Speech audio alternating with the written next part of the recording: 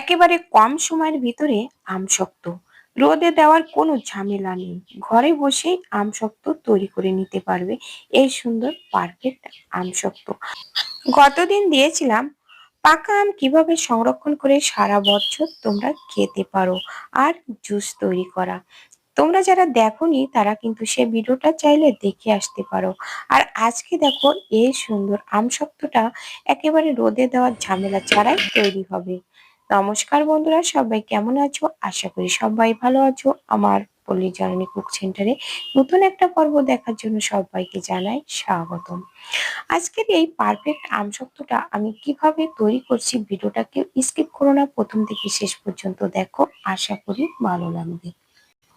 বন্ধুরা, আমসত্ত্ব তৈরি করতে হলে লাগবে পাকা আম। তো এই যে দেখো, গ্রামের বাড়ি থেকে আম নিয়ে এসেছে পাকা পাকা আম। তো দেখো কালারটা কত সুন্দর হয়েছে। তো আমি এখান থেকে আম বেছে বেছে নেব পাকা পাকা দেখে, মানে খুব বেশি পেকে গেছে যে আমগুলো, সেই আমগুলো আমি বেছে বেছে নিয়ে তো আমসত্ত্ব তৈরি করব। তো এখান থেকে আম বেছে নিচ্ছি। এবার কিন্তু আমের কিন্তু খুব কম দাম। তো তোমাদের যাদের বাড়িতে আম নেই তারা কিন্তু কিনেও তৈরি করতে পারবে।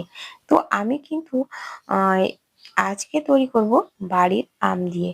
তো গতদিন কিন্তু যে ভিডিওটা দিয়েছিলাম ওটা কিন্তু কেনা আম ছিল, আর এটা কিন্তু আমাদের বাড়ির গাছের আম। তো এই যে দেখো, এই এক গাবলা আম আমি এখান থেকে বেছে বেছে নিয়ে নিলাম।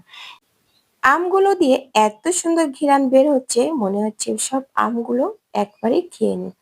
এত সুন্দর আমগুলো, আর খেতেও কিন্তু দারুণ, মানে ঘ্রাণে মানে ম ম করছে। তো আমগুলো দেখো গাবলার ভিতরে জল দিয়ে ভালো করে ধুয়ে নিয়ে তারপরে কিন্তু চুলে নিতে হবে। আমের গায়ে অনেক সময় ময়লা মাটি লেগে থাকে। তো চুলার আগে কিন্তু আমগুলো এইভাবে জল দিয়ে ভালো করে ধুয়ে তবে চুলে নিতে হবে। এই যে দেখো সব আমগুলো আমি ছুলে নিয়েছি। তবে এবার দেখো আমি এই গ্রেটার দিয়ে কিন্তু আমগুলো গ্রেট করে নেব। তাহলে এর গায়ে যে ফেসো আছে, একটু যেহেতু আটির আম, তো এই জন্য ফেসো থেকে মানে ছাড়াতে চায় না, এই জন্য গ্রেটার দিয়ে আমি এখানে গ্রেটারে ঘষে নিলে তাহলে এর গোলাটা বের হয়ে যাবে। এইভাবে সব আমগুলো আমি ঘষে নেব। তো এই যে দেখো বের করে নিয়েছি, কিন্তু এবার একটা নেটের উপরে ঢেলে দিয়ে আমি এর গোলাটা বের করে নেব। যে অনেক সময় দলা হয়ে থাকে, ফেসও থাকে, তো এগুলো সব এই নেটে আটকে যাবে। তো এই যে দেখো বন্ধুরা, তোমরা যদি এইভাবে আমসত্ত্ব দাও তো কিন্তু আমসত্ত্ব খেতেও কিন্তু ভালো লাগবে। আর তাছাড়া অনেক সময় আমসত্ত্ব রোদ্দুরে দিলে কিন্তু মাছি পড়ে, কিন্তু সেই মাছিটা কিন্তু আর পড়বে না, অনেক ময়লা টয়লা পড়ে। তো দেখো আমি একটু গ্যাসের চুলায় গরম করে নিলাম, কিন্তু গ্যাসের যে দাম, তো ভেবে চিন্তা করলাম যে এটা তো অনেকক্ষণ জাল দিতে হবে। তাই আমি চলে যাব মাটির চুলায়, কাঠের চুলায় জাল দিতে। আর এদিকে থালাতে একটু সরিষার তেল লাগিয়ে নিলাম যে এই থালাতেই ছেট করব। তো এই যে দেখো আমি কাঠের চুলাতে চলে আসলাম। তো কাঠের চুলাতে এসে জাল করব, আর এদিকে দেখো গাছে ফুল হয়েছে তো ছাদের উপরে। তো সেটা একটু তোমাদের সাথে শেয়ার করলাম। আর এই যে দেখো একটা প্রজাপতিও বসেছে কত সুন্দর। তো আর এদিকে জাল করতে হবে, কিন্তু এই যে দেখো মানে খুব কম আছে জাল করতে হবে, আর এরকম ভাবে নাড়তে হবে, সবসময় এরকম ভাবে নাড়তে থাকতে হবে। নাড়তে নাড়তে দেখো একেবারে শুকায় গেছে। তো মনে হচ্ছে যেন কড়া থেকে ছেড়ে দিচ্ছে। তো এই অবস্থায় এই যে দেখো আমি নামিয়ে নিলাম। দেখো কত শুকনা হয়ে গেছে। তো এই অবস্থায় আমি থালাতে মেলে দিলাম। থালাতে এই যে দেখো এইভাবে চারিদিক দিয়ে এইভাবে একটু মেলে দিয়ে এটা ফ্যানের তলে রেখে দিলে কিন্তু আর কি রোদ্দুরে আর দেওয়া লাগবে না।